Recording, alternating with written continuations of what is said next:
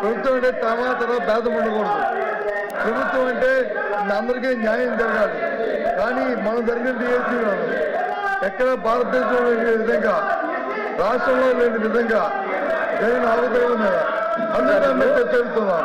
ప్రజలందరూ చూస్తున్నారు. అందరూ 3 లక్షల మంది అభ్యర్థులకి ఏ రకంగా మోసం చేసి ఏ రకంగా అమ్ముకున్నారో, ఏ రకంగా వాటి వచ్చి మార్కెట్ లో సేల్ చేస్తారు. దాని మీద హౌస్ ని ఆర్డర్లో పెట్టండి. హౌస్ ని మీరు ముందు ఆర్డర్లో పెట్టండి. మీరు ఎట్లా ఇస్తారు సార్ మైక్? మీరు మైక్ ఎట్లా ఇస్తారు సార్ మీరు ప్రతిపక్ష నాయకుడికి?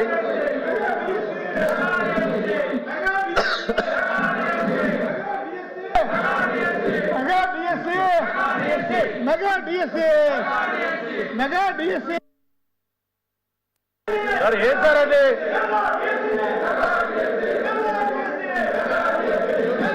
ఈ టేబుల్ని కొట్టుంటే మీరు ఏం చేస్తున్నారు సార్? మీరు అధ్యక్ష, చైర్మన్ గారు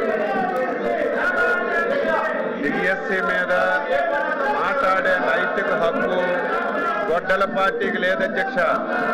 అందులో గతంలో పనిచేసినటువంటి విద్యాశాఖ మంత్రి సిగ్గుపడాలి.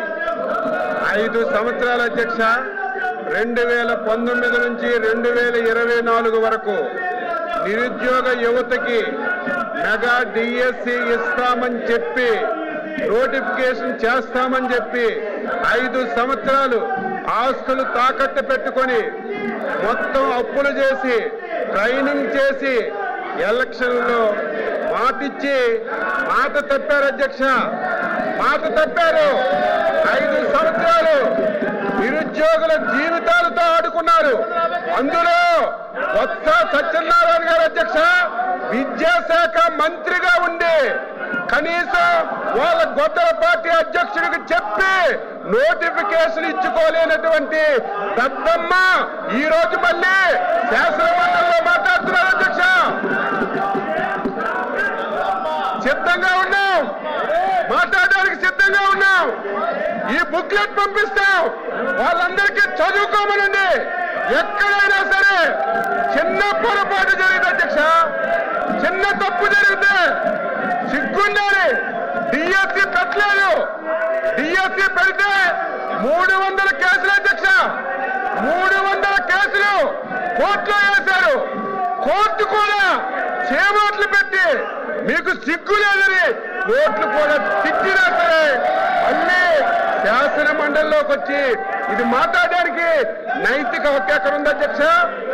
మీరు చైర్మన్ గా డిఎస్సీని పిలవండి, డిఎస్సీని పిలవండి, అందరితో మాట్లాడండి, చర్చలు పెట్టండి. ఈ 4 రోజులు దీని మీద చర్చ పెట్టండి.